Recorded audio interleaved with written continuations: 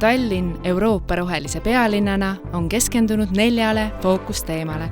Nendest üks, kuidas muuta Tallinn õppivaks linnaks. Kuidas tuua lapsed tagasi loodusesse?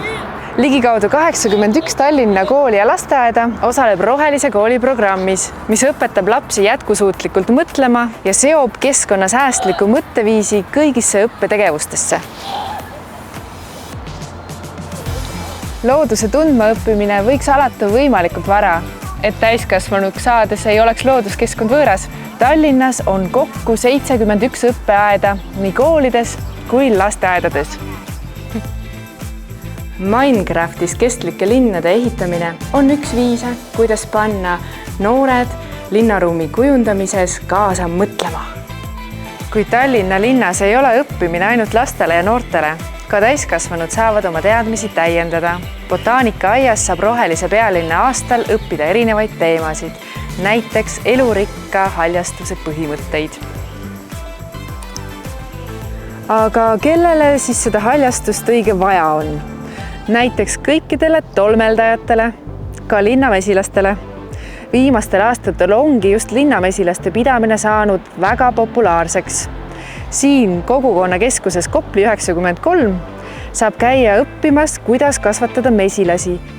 Tänapäeva linnades ongi just autostumine üks suurimatest probleemidest.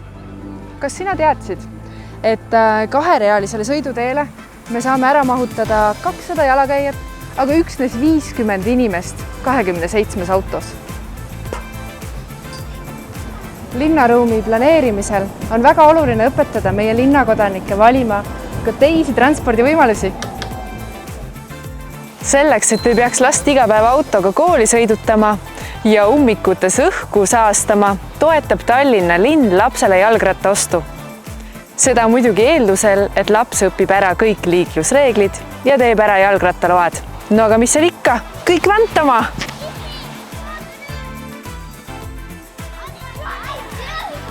Oluline, et noored teaksid juba varakult, kuidas prügi liigiti sorteerida ja kuidas töötab ringmajandus. Tallinna linn on välja töötanud keskkonnaharidusliku õppeprogrammi, kus lapsed saavad seda kõike õppida koos prügihundiga.